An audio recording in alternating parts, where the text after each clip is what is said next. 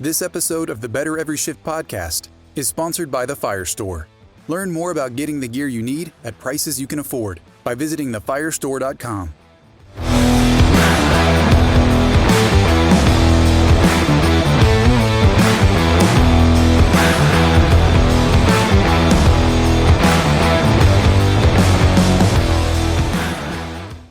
Hello, everybody. Welcome to the Better Every Shift podcast. My name is Aaron Zamzo. I am a fire lieutenant now and a writer for Fire Rescue One.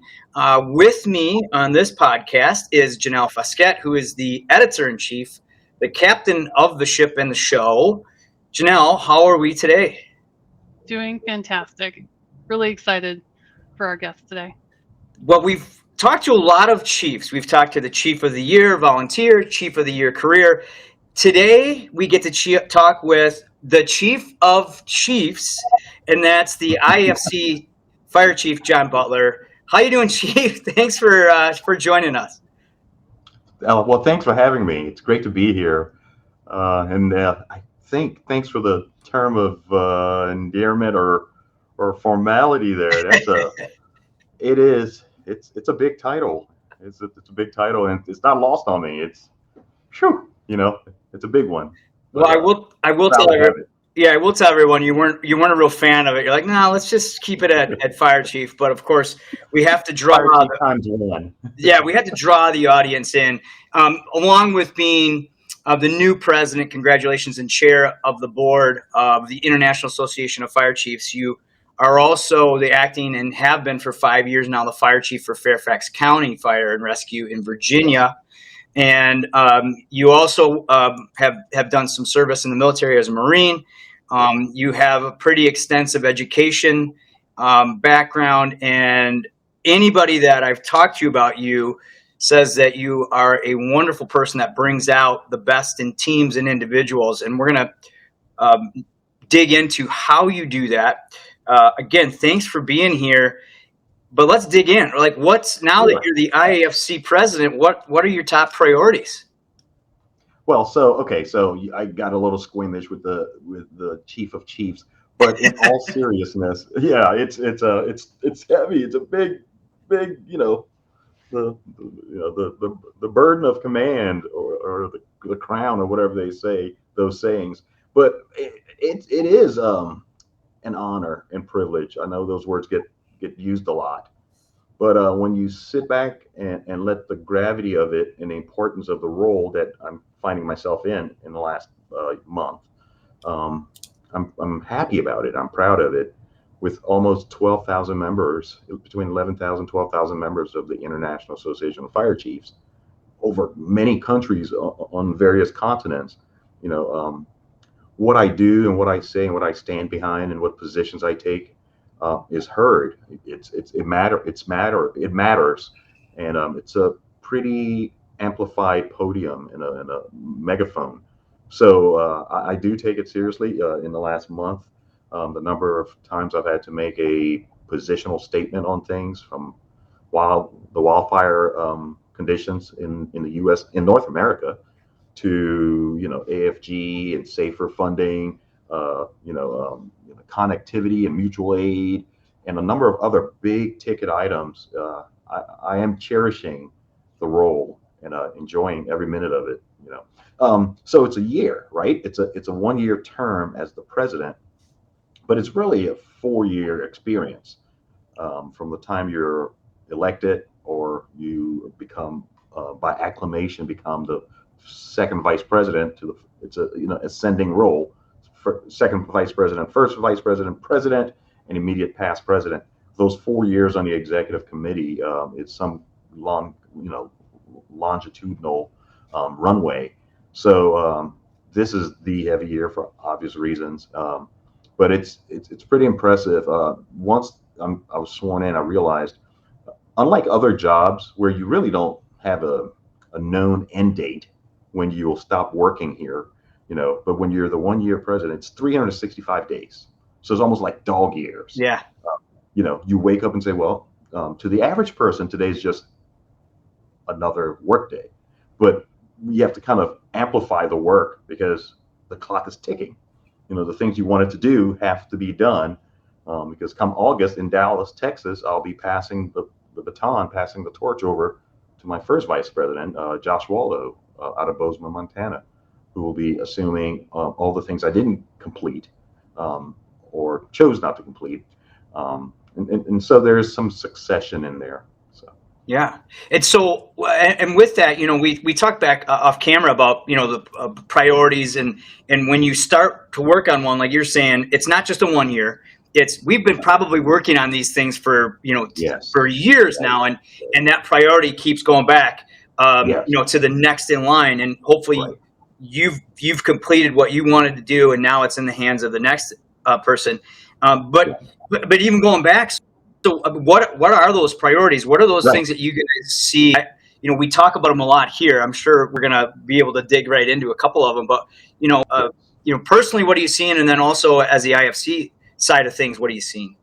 Okay, so I'll go backwards. As the IFC, we established we'll lead, educate, serve, and include. Lead, educate, serve, include. That's our overarching goal or mission and vision. We also spent about a year ago, maybe a year and a half ago, we spent some time. 68 members were put in a room, selected by the association, to come up with a strategic initiative plan. 68 people built this consensus document that ended up being 19 initiatives. So when people ask, so what's going to be your thing? I say, well, my thing is the same thing that Chief Donna Black had before me, and that's to work the plan, to carry on the plan. We work for the membership. Mm-hmm. We want to continue with the movement of members first and focusing on the members. So institutionally, I'm giving you this answer. This is the IFC's plan. We'll work this 19 initiative plan. So park that for a minute. Yeah. Now here's where John Butler comes. That was very well done, by the way, because you're saying you're getting used to this new role. Yes. Spot on. Very good. Right. Like you're like, hey, this is yes. what we as an organization stand for and everything else. Right. Yeah. So now let's go into your side of that. Right. Yeah. Right. Yeah. So this, although I'm just as passionate about the organizational plan, there's a little niche that is mine and my effort, and that is labor management alliances. Now, they're words. It's labor management alliances, self-explanatory. But in a granular, what I'm talking about is labor and management, be it volunteer labor or career labor. I'm not focused on that. But labor and management working in an alliance to look after firefighters. In my case, I want to focus on cancer education, cancer reduction, cancer prevention, cardiac work, cardiovascular work, for firefighters.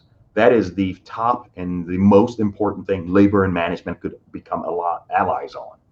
So when I throw around the buzzwords of Labor Management Alliance, I'm being specific to cancer awareness, reduction, prevention, and cardiovascular health and education.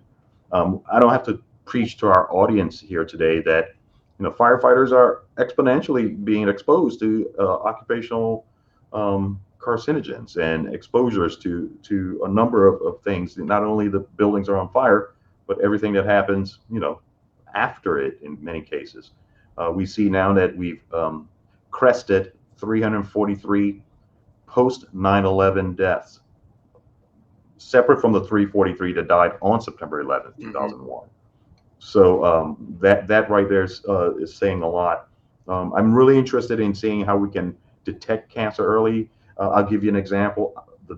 My department here in Fairfax County, we were fortunate to have a good relationship with labor and also UDS, a firm who helped us get a whole lot of ultrasound screening done.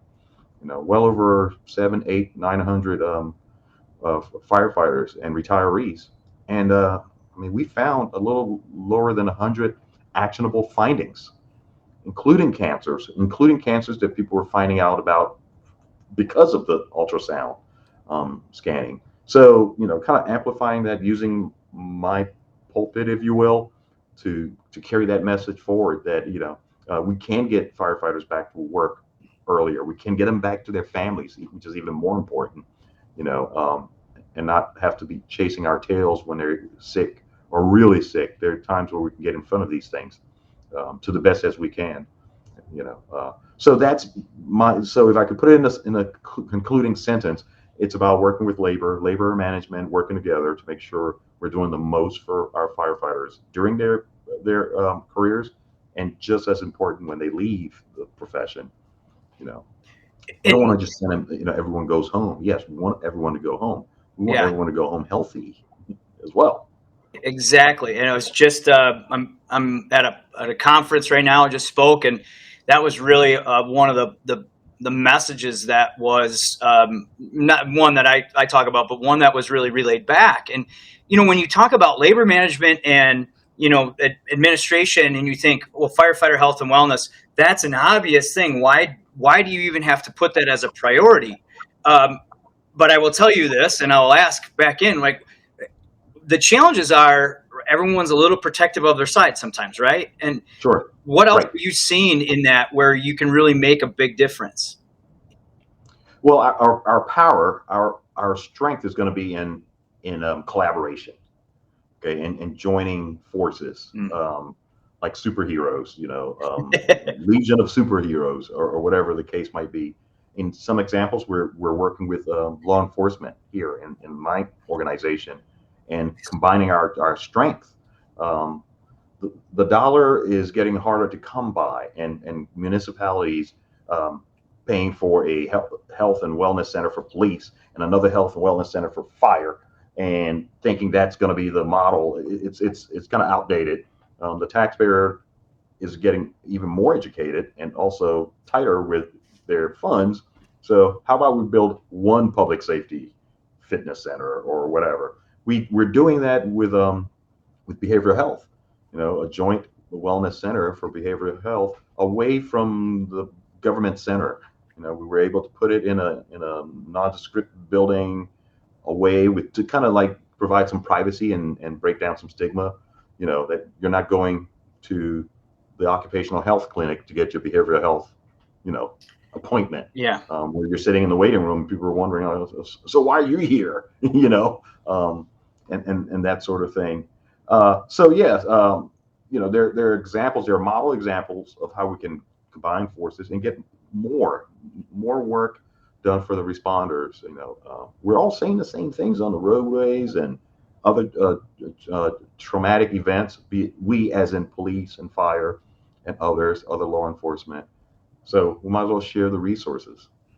Well, it's very enlightening to hear you say that, because I think, one of the other things, I can say I'm hearing that because I've been at these conferences is, we need to start looking out, because, we don't have all the solutions. Other people are working on some of the solutions. Do you think that's one of the most gratifying things that you can do as a chief, is to put the right contacts and the right people in the room? Because talking with some people that have worked with you, they said you're very talented at doing that. Well, thank you. I personalize it all. It's personal when I build teams or build concepts. I'm diagnosed with PTSD. Okay, I've been diagnosed for a long time.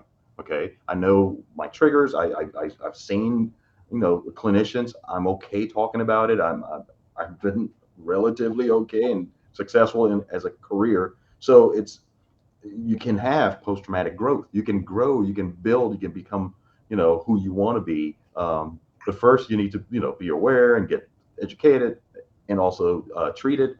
So when I get behind movement, it's real personal, to your point.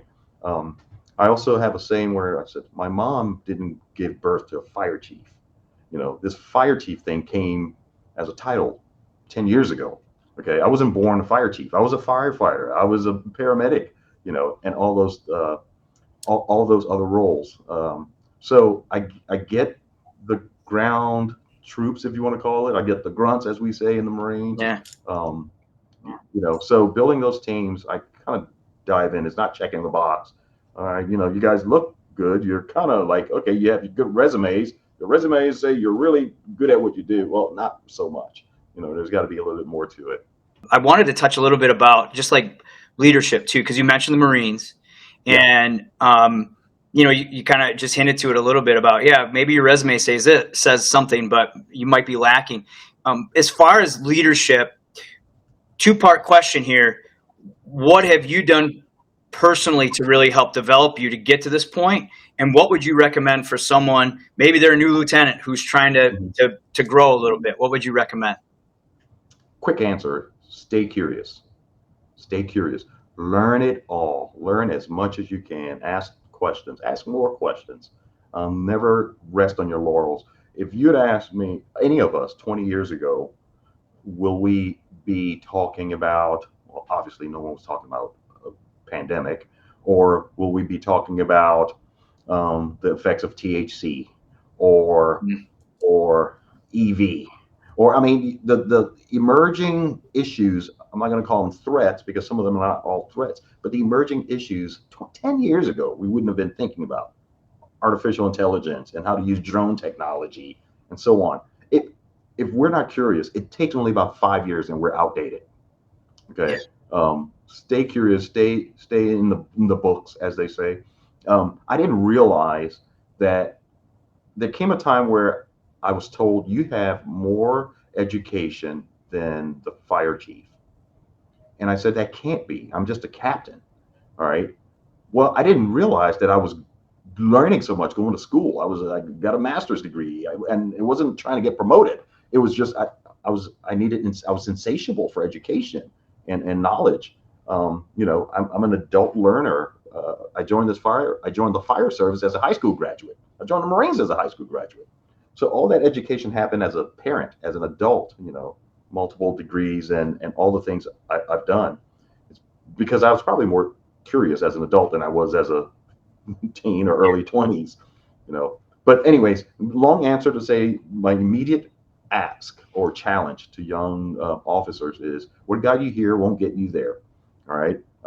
You're here now, master your craft, but also start improving on your craft and learning more and teaching. Teaching is the other piece, sharing that knowledge. Trying to get better every shift, right, Janelle? Absolutely.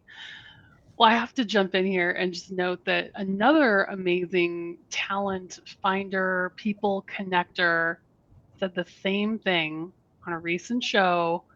Our very own Gordon Graham. Oh, yeah. He described himself, I think, oh gosh, what was it, Aaron? This like being intensely curious, I think he called himself. And I think there's something that really goes hand in hand with that, with, wanting to have continuous improvement in your own life, but also connect other people for their own, to help them grow and make those connections. And, not only being curious about how things work, but who people are.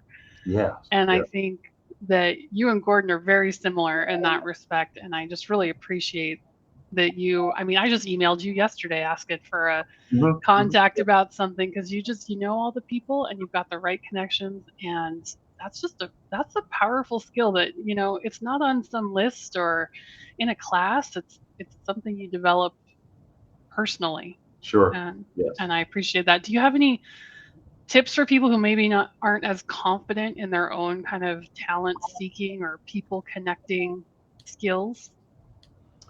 I would say start with where you're comfortable. Meet yourself where you are and meet others where they are. Like, it sounds so cliche, but don't be anybody but who you are. And this is an example, like I'm an introvert, or I don't get my energy from being extrovert. So let's see, I'll pick someone, I'll work with someone who I'm more comfortable with. And I'm not so much a mentor and they are mentee, but let's start as thought partners. Let's just start as thought partners. It's kind of an equal sign as opposed to greater than or less than. I'm not teaching to or learning from. We're just sharing ideas. We're just thought partners. And you get that comfort, and you get learn the ability to communicate, and receive the communication, sponsor each other, just be cheerleaders for each other, and then 1 turns into 2, and 2 turns into 5, and now you have a club, and then it kind of grows in a healthy way, and it becomes contagious, So, a friend he's a really good friend of mine. He also has been close to me as an advisor throughout my time in the last couple of years as a leader. And we're at FRI in Kansas City on one of the afternoons midweek, and I was a walking zombie. Okay, I don't the work that happens as a vice president or the president at these shows can be overwhelming. You know, it was like from 7 a.m. and then you're doing an evening social and, you know, all the, everything that goes along with it. So midweek, I was kind of dragging, and we're walking down the hall in the convention center, and he said, "Where do you get your energy?" And I kind of shrugged it off. I'm like, I don't know what you're talking about. And he says, "No, seriously, I need you to focus. Dig in, and where do you find your energy? And I need you to find it. I need you to find it now, because we had just rehearsed for the speech that I had to give." And he says, you were dull. You were not on your game. You need to find your energy." And we started talking about it. But so anyway, that question is something I've been reflecting on in the last month since I was asked. Like, when I get in those spaces, I'm like, okay, John, where do you find your energy? You know, this is where you go there now, because you're spinning downhill, and you need to be in the game for the next 8 hours, because, you know, you got these things to do. I say that long-winded to the question of, you know, how do you build these things? Find what makes you good. You know, wear what makes you good. Even how I pack, you know, for travel. Okay, outfits like this is going to make me feel really good if I wear it. But this isn't. So why am I putting it in the bag? You know. So anyway, that's just a little granular example. But were you able to figure out what that energy source is for you? Yes. And for me, it's talking. I'm not a super big extrovert, but I do get energy from engaging in a mentor like, or just a conversation. And I'm a conversationalist. Now, you know, I don't know if it's introvert or extrovert. I don't know about that, or ambivert, but engaging with people, which that's where I get it. That's where I get my juice, if you will. Yeah. But that's where you learn about them and connect them, right? But I think you know, in this day and age, that's maybe lost some way, because if you're behind a screen, you can't necessarily connect unless maybe you're doing something like this, where you're having a conversation. And so I guess that goes into my next question is, how do we connect more? How do we, as officers, even as just, you know, people within the station, how would you recommend for us to connect, and how do you really focus on it? I think you do, because you get energy from it. But what about, you know, everybody else? What are some recommendations? Establishing expectations, and with one of the teams I'm a part of recently, I sat down and we talked about my expectations of this team, you know, and I was very intentional and very specific. And one of the tenets that I put on the table and we spent some time was 2 words: be present. Be present. All right. Be here or be there, but don't be at both places. Okay. And I'm not saying physically, because I could be super present with just us 3 right now, you know, in the virtual world we're in, or we could be in a room where we're physically there and still one of us is not engaged. So it's not a, you know, in-person thing, but it's a mindset. So I'm spending more time on preaching that and doing it myself. I've gotten really bad with two telephones and a watch that buzzes, and, you know, the phones and the emails and the bings and dings. You know, I'm practicing or relearning or repracticing the art of picking up the phone and calling, not texting or emailing. Doing a little bit more, pick up the phone and make a phone call. And it's, you know, I had to retrain that, because it's easier for me to go TY, okay, or you know, some emoji, hand wave or something, you know, as opposed to, you know, calling and say, hey, no, I'm calling to check on you. You know, how you're doing, how are you feeling? You know, and it's the same 3 minutes, you know, like, hey, listen, I don't have a whole lot of time but I just wanted to call and check on you. So in the firehouse, like you and me, we walk in firehouses and everyone's at the table with their devices. It's a new challenge. We got to figure that out. But that a lot of that is going on in the firehouse. You go in the firehouse and everyone's in some other room, doing their thing, as opposed to some of the stuff we did growing up. I think it's interesting because there's like multitask. We've trained ourselves how to multitask for so long, and that was a good thing. You need to be able to do 1,000 things at once. And now it's like the pendulum has swung. I find myself often saying, okay, Janelle, unitask. Right. Because you just got to focus on this one thing or you're never going to get it done because there's like so many distractions. And I just think it's interesting how with how we are so connected and have so many different distractions all the time that now unitasking seems to be the way to get some things done sometimes instead of multitasking. How do you, as a new, chief, and I go back to this officer, and I think we can extrapolate this onto anybody. How do you get more done? And now you're the chief of chiefs. You're a regular chief. You have a family, and you have all these different demands. What are you doing? You're saying you're being more present, but then how do you get more stuff done on the backside? How do we become more efficient by doing that? What comes natural to me, and we've touched on it a number of times, is I build teams. There was a time I would say one of my go-to speeches when I would give speeches, I would always say, the old phrase, it's lonely at the top. Well, I've never been lonely. I've never been lonely at the top. And that's not, I'm not kidding. I'm not goofing around with that. That's a true statement. Because I've never been alone at the top. It's been me and an executive team. There's been a group of people around me who are loyal to the mission, loyal to the organization, not necessarily loyal to John Butler. That's fine too, but I'd rather you be all in for the greater good in the organization and the members we're serving.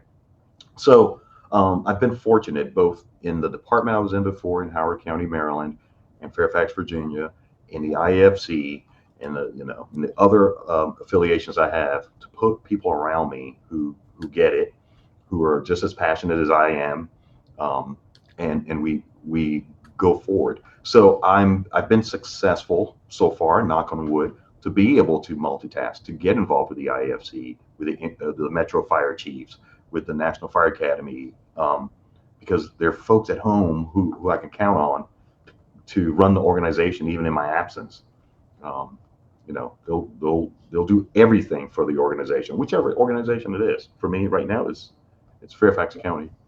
The Fire Store, equipping protectors with passion. Every decision we make as a company is about you, our customer. We wouldn't be where we are today without you, and we don't take that lightly. We understand that having the right gear can mean the difference between life and death.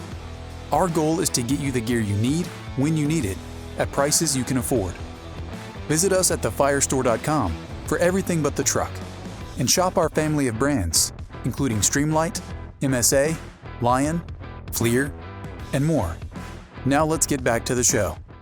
And you have this kind of, I want to say kind of Gandhi, this calm demeanor. You have a command presence, but you're also very calm. Where do you get that from? It doesn't come naturally, but it shows, it looks like it comes naturally. And I know that there's a lot more to it. I mean, where does that come from, and how can you give me some of that?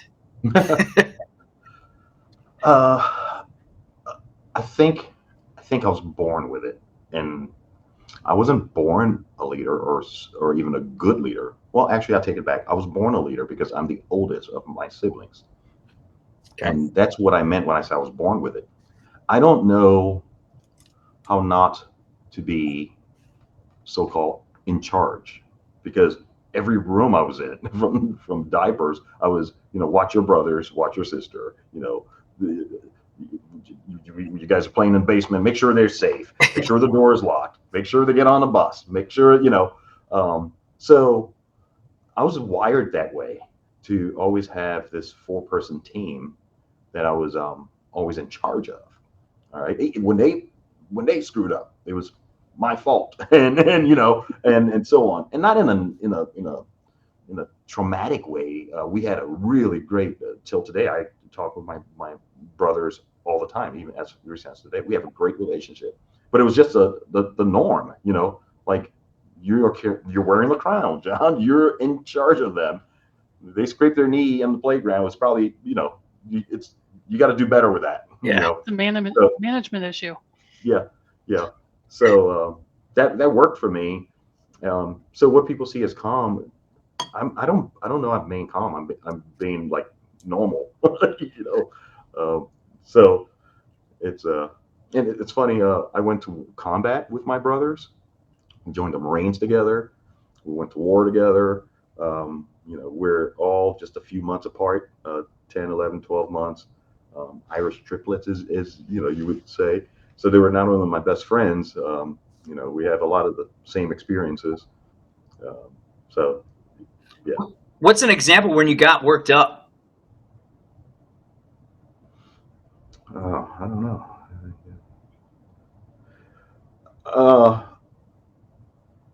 Emotionally, so there was, you know, I do mission trips, and there was a time where one of my firefighters back home while I was in Africa on a mission trip, his name was Nate Flynn. You know, he was a firefighter in Howard County, and he succumbed to his injuries at a 7-alarm fire when he fell through a basement at a fire. Well, worked up isn't what I felt when I was in Morocco and got the word. It was a little bit of helpless, you know, feeling. And the second thing was, okay, how am I going to get out of this desert and back home like in the next 12 hours? And you know, it was mission time to get back home. I dropped everything that was happening, and I had to get home back to the department. You know, and so if I was worked up, I was probably most worked up in that Moroccan airport, literally horse trading, to find a ticket on a plane that was going back to the U.S. Anywhere in the U.S. is what I told them. You know, and so that's probably one more recent time that I was all flustered to get something going. It's mainly that helpless feeling, right? Yeah. Do you ever get that when you're not in charge? Well, I'm really never in charge at home. I'm absolutely not in charge there. You know, and that's fine. I don't expect to be. I don't think I'm in charge around the department. You know, and if I'm, you know, by definition, the classic in charge, then I haven't accomplished something, because one of my biggest tenets is to empower them, you know, to be in charge. If I'm seen as the one in charge in a small unit, we've done something wrong. You know, I'm here to make them feel that they have the gravitas and the command presence to run their shift, run their company. You know, I'm a Marine. I was a Marine since just days after high school, and the Marine fighting team is a 4-person team. You know, when I was in the infantry, that's what we did, a 4-person team. Well, what else is a 4-person team? Typically, crew. Yeah, it's the engine crew or the truck crew. So that's the smallest unit of command. So that's where I really invest in the empowerment. You know, going back to building teams, I look for these people who are comfortable leading others, even in austere environment. So I'm going to really throw one at you here, and this is going to get deep, but can you kind of decipher the difference between being in charge and leading? Yes. You don't have to be in charge to be a leader. I mean, some shifts, the strongest leader is the driver, the operator of the engine or the truck. In some cases, it's the, you know, senior medic. Some cases, the junior firefighter who's leading. You know, leading takes courage. You know, you can go through promotional processes and not, exemplify courage. So I'm always looking for that. You've seen it too. You've seen crews that someone's real strong, but they don't have the collar pins to show that they're in charge of anything. But their command presence is seen, and felt. And so, as a leader, do you think about, hey, I'm going to put that person in charge, but I'm still, right? Like there is that difference then. Yeah, there have been occasions where I've promoted people up to higher rank. In some cases, they jumped rank. I pulled them up from a rank that was a little lower to bring them into the inner circle of my team. Example, captains who were promoted, we realigned and we kind of restructured some of our rank processes. And there have been times where captains were promoted a little faster than others, both here and also the organization I was in before, where I would move people up a little bit. But so taking rank aside, I've been pretty decent in finding leaders, in all aspects of the job. Even our civilian staff, there are many who've been moved up to take division leadership roles, which they really weren't like just a year ago or 2 years ago. When you look at your whole career, what's the essential missing piece that we don't do in the fire service to teach everybody, especially our leaders, that you would, if you could rewrite the curriculum, what would you automatically put in from the moment you join the fire service to the moment you retire as a chief? If I had my druthers, in a perfect world, we would invest and do more with mentorship, coaching and mentorship. Right, but those are the buzzwords. Those are the words. Yeah. Where I don't know yet how that looks in an academic sense is how to do that. Right. It's an art, not a science. You have to have, it's dating. It's a marriage. The right mentor with the right mentee. You and I and our listeners and viewers have seen some artificial arranged marriages at times where, Janelle, you shall be Aaron's mentor. Go forth and mentor Aaron. Good luck. Yeah, man, I got stuck with Aaron. Yeah. You get a bottle of ibuprofen with that too, by the way. Without any real work to make sure that, the arrangement, the chemistry, the dynamics, you can't just assign people a mentor or whatever. I haven't seen that work really well at times. So while I think I know what's needed, I haven't yet kind of figured out how to make it happen. I think having an instructional aid, like let's say a task book or a checklist, some instrument, some tool that the two of you can use when you go through this arrangement of engaging with each other. Okay, like a guidebook or something, a task book, to help the mentor and mentee. Recruit schools do that often, where there's a post graduation, here's your recruit book or your rookie manual, and spending time with it. The book can't do it by itself, and a person can't do it without a tool in most cases. Well, and you've been known too, like you have focused on education your entire career. You're a graduate of the University of Baltimore, Johns Hopkins, Harvard University, Marine Corps University, Fire Service Executive Development Institute, National Fire Academy, your Executive Fire Officer program, which I should have read in your bio, but I wouldn't have been able to do it in one breath.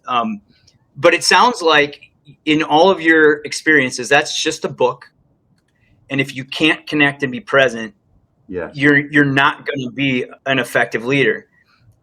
And I think you've done a great job of hitting that home, because I've taken those notes and obviously I retained all that just now. The hard part is doing it.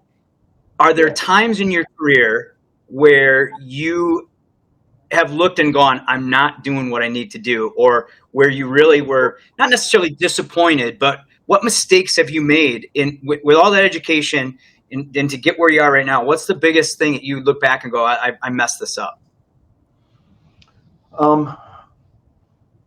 Some retrospective look. I'm not sure I would say I messed it up, but sometimes I look in the rearview mirror and I applaud myself, and then I beat up on myself because I said, Butler, you say yes to everything. Every assignment, every job, like hey, who wants to do this? Yep, I'll do it. It goes back to what we talked about being curious. You can be curious till fault a little bit. Well, gosh, that sounds interesting. I've never done it before. Yep, put me in. Well, every time you are put in and you're accepting a new challenge, guess what you're leaving behind? The other thing that you were doing or started, it didn't finish, or and so on. So and what I'm saying is, there are times that I've looked back and said, gosh, I wish I'd spent more time on the engine or on the truck. I wish I'd spent more time in the fire marshal's environment to learn about cause and origin for fires and flame calculations and some things that happen in the fire marshal's office. I wish I'd spent more time there, or whatever. Now, we don't have infinite amount of time. You can't be everywhere all at once and all those things. But so it's a normal human thing for me, I think, to look back and say, gosh, I could have learned more. Should have done more. But I have no regrets on all the things I did. The forward-leaning stuff, I don't have any regrets, because that's how that resume grew. That's how, by the time I started sitting for fire chief interviews, I believed I would be a good fire chief, not because of what the resume said, but the experiences I'd had. Yeah, there's a balance to your point. There was a balance there in life experiences, both in the fire service and outside of the fire service. I don't know if I answered your question, but yeah. Oh yeah. No, I think the process of even answering that question makes you reflect a little bit. And I think you hit the biggest part of that is that you need to look in the rearview mirror and understand. Right. I think, and that's and that's not just coming from me. That's coming from the 40 other leaders and guests that I've been blessed to be able to interview. And sometimes what I'm learning and looking at the mistakes I make just doing this, trying to interview smart people like yourself, is we constantly have to evaluate and like I said, and look, and if you don't use that, take what you see and improve on it, you're not going to get any better. Right. And sometimes it takes good mentors to tell us that. Like, you had mentioned that you're with a counterpart at the conference, and they looked at you and they said, I need you to get energy.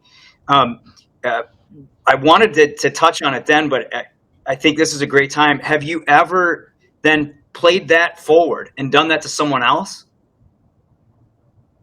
Yeah. In the Marines, we used to say, we used the word motivation a lot. Motivate me, that's motivating, and all of that. But it was the same thought process, like, what fuels you? Where do you get your energy? And knowing your team is very important.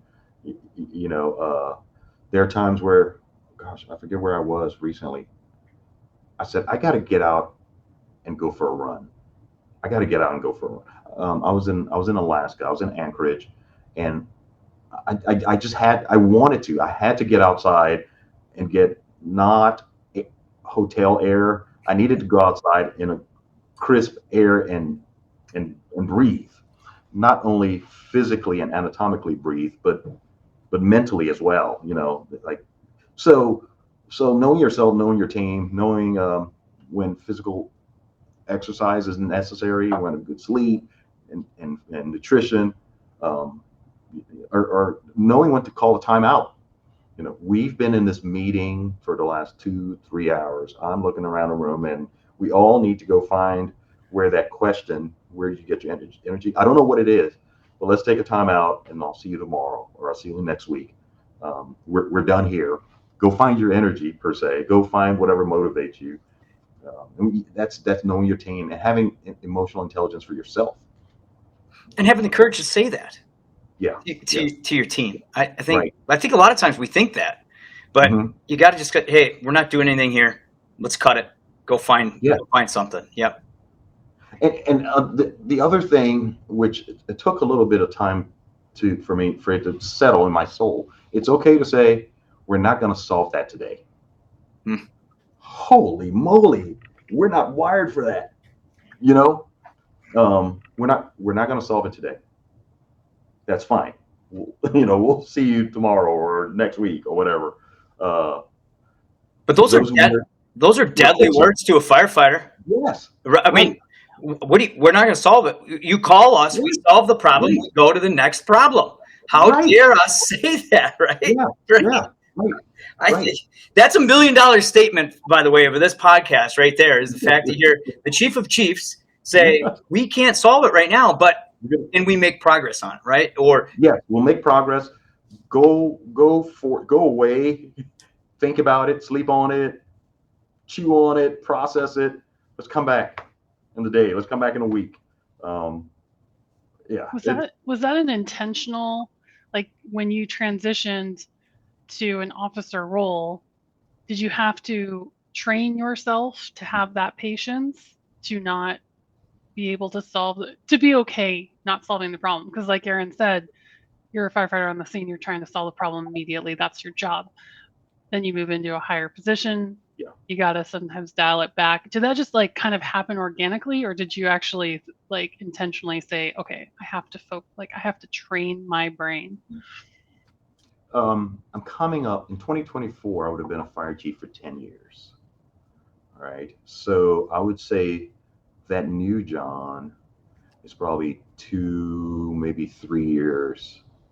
I don't think it's a career evolution. I think it's the person behind the uniform that's saying it. It's not the chief that's saying it. It's my peace. It's my inner soul. Like, I'm fine. I'll come back to this. It comes with growth. With personal growth and saying, I'll be okay. We'll be okay. If this was a Mayday call or a 7-alarm fire or firefighters dangling over, something bad and people will get hurt or killed, we're not leaving. We're solving this. We're solving it in the next 3 minutes, or less. But that's really rare, thank goodness, and few and far between. Most other things can say, we don't have a really good answer, and we could cobble up something that's not really effective or efficient, or we can come back and put fresh eyes on it, So, So to answer your question, it's not so much when how I grew in the chief world. It's how I grew in the skin, and over time. Well, I think that's a great transition because we really appreciate all the insight into leadership and being present, and I think it was really nice to hear a chief say you can't solve all the problems. We have to figure out what's the best route to do that, and it might be step away, look at it from a different angle, and to work on that personally and to personally develop. Which is a great segue because we like to personally ask you just some questions, a little more personal, sometimes maybe not even fire related. We call it the hot seat questions. And Janelle, we get some of these from the internet. We get some from our previous guests that say, hey, when you get Chief Butler on, ask him this question. So before we let you go, we've already gotten enough of great tidbits of motivation and leadership credit and knowledge for our listeners. So now we're going to go into these hot seat. Janelle, you got some for them? Oh yeah. All right. My first question is kind of a two-parter.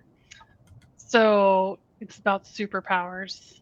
First of all, how would you define your superpower? If there's one thing that you just know that you're really good at. I mean, we've kind of said it here, and I think it's the perception that I'm cool, that I'm like the duck, the duck under the water, Yeah.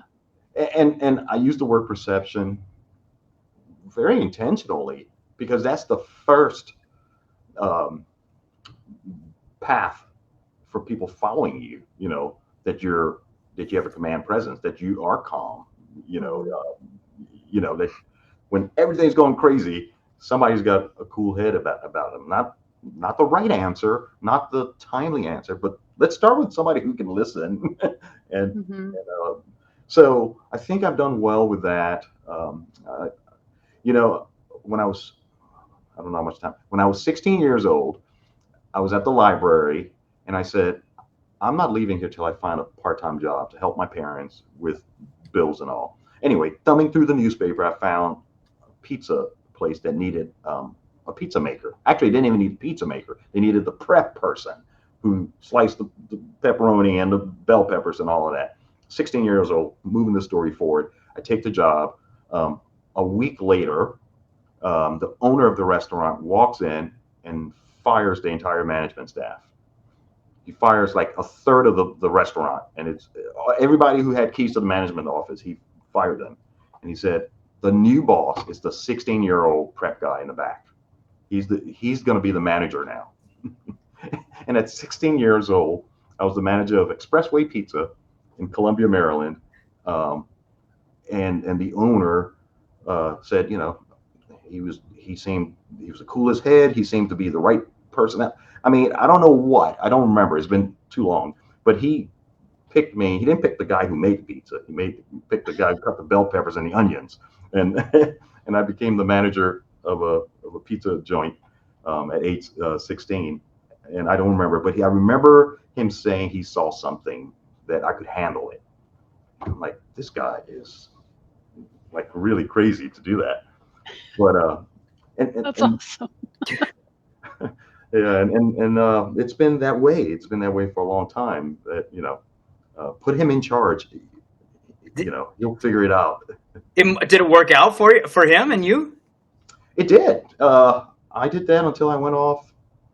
Actually, I did it until I went off to the Marines. So yeah, 10th grade, 11th grade, 12th grade, for 3 years. I hired my brothers as drivers. Of course, yeah. But there's last story about the pizza joint. Okay. My two brothers were drivers. They were delivery guys, and I hired them, nepotism.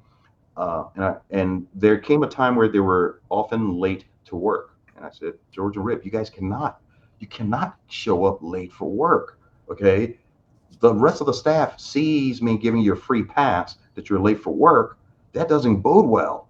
And a day or two later, the two of them came sashaying in late for work, and I terminated my two brothers, fired them.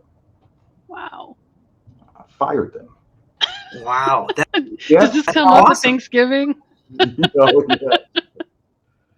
Guess how many other drivers were ever late again? None. If he can fire his brothers, right? So they were terminated for like a week, and my mom made me hire them again. She gave me the guilt trip, and I feel like there's like a whole book just. We should have read with this story. The man who fired his own brothers. Janelle. Well, I'm going to edit that. We're going this to the beginning. This is great, and then I'm going to leave out the old. You had to hire him back again. I'm not. That's fine. I'm going to leave it just with the brothers. Until today. Till today, 40 years, give or take, 40 years later, if I bring it up, there's still some feelings about. You're salty about it? Yes, still today, 40 years later. Maybe we'll have them on once. Oh my God, I'd love to dig into this. And then if they're a couple minutes late for Thanksgiving dinner, do you put them at the small table? I would. Man. Keep throwing the hammer down, Chief. They were not happy for a couple of years over that. What you mentioned earlier on that you found the job in a newspaper, and I just wanted to educate some of our younger listeners that that's what we used to do. Is we had these newspapers. That's where you found everything. Help wanted in the back of the paper. And so my question to you then is, what's the biggest change you've seen with you personally over the years? The biggest change is more focused on preparing others. Maybe it's as you get older, as as the proverbial get long in the tooth, it's more like, am I leaving this in good hands? Am I leaving it with good people? Or, and all those things. There isn't much, if anything. I don't need or care for anything new on my resume. I don't. It's not a thing. Okay. There's nothing here that I want to add to the There's resume. no more room. I'll be honest. I read it. No more room. But if I can, just kind of spend more time investing in empowering people, building a small unit leader, the small team, small unit, and focusing on that. Yeah. That's great. All right, Chief, I want to know, who are your heroes? And you can define that however you want. My mother is a hero. She raised Marines, she raised the fire chief, she raised the Maryland State Trooper, she raised some rambunctious boys, and a younger sister who's just the best. So my mother, I would say my mom and dad, but my dad's passed away and my mother's still alive. So yeah, both of them in totality. She's one. General Colin Powell, I'm a student of his and his leadership style. I spent a lot of time emulating and studying how he operated. We have a lot of commonalities. He was a naturalized U.S. citizen. I'm a naturalized U.S. citizen. We're both military. We're both infantry. So we're both Fairfax, until he passed away, he was Fairfax County residents. He lived not too far in McLean, Virginia, up here. Did you ever have a chance to meet him? I did. Yes, he used to frequent a small restaurant in McLean Family Diner, I think is what it's called, and ran across him a couple of times and had a conversation or two. Yeah, impressive man. And so there's that. There's some others that probably don't come to mind now, but the first one would certainly be my mother's. She's tough as nails. We should get her on. I think the story she could tell with I'm sure. Yeah, yes, she really could. She's my hero now too. My gosh, man, that's a pretty successful family that she's raised. You mentioned General Powell. He wrote a great book. I've actually got a chance to see him speak in front of 18,000 people, and it was a very, I think, remarkable and speech in which I felt connected to him. Like he just felt like he was talking to you. Yeah, there's 18,000 people in there. But I mentioned he did have a book. What are you reading right now is my question to you. I'm reading, I got it on the airplane 2 days ago, and it's Patrick Lencioni's newest book. The title escapes me. A friend gave it to me for my travels. The title escapes me. But that's what I'm going to be cracking open in the next few days. I literally picked it up for airplane travel, and I haven't had the chance yet. There's another book that I did just finish by Westman, and that's called How to Run an Effective, as a CEO, How to Run an Effective Board. Okay. Pretty much. Yeah, I'm probably not getting the title exactly right, but it's about running a board and being a CEO and being effective with that. Well, so there's self-help. There are ways that you can improve, and that leads to my last question, Chief. What are you doing every day to get better every shift? Spending time with people. Where do I get my energy? Currently talking to you from the fire department headquarters. Most days, I don't think I can say every day, but most days I get in the car and get out of here and find at least one fire station to go to for at least 20 minutes, 30 minutes, sometimes more, sometimes less. But finding the troops where they are, be it at the academy down the street or at a training, but I got to see some people. I got to see people who are on the front end of providing services to the community. So that's my thing. A little sleep, a little workout, I'm good. Well, and I think says pretty much a lot about who you are and what you stand for. Just connecting with people, setting the example, being present, understanding that we can't solve every problem, but we need to sometimes step away, figure out how to get energy. So many just great bits of information and insight. We thank you so much for being here. Congrats on the position, and we look forward to hearing all the good things about you. Hopefully, getting you on and talking some more about your accomplishments. For those that are listening to this, by the way, you can watch Chief in action on the Fire Rescue One YouTube page. You can also see us on the firerescue1.com. You can watch us in video.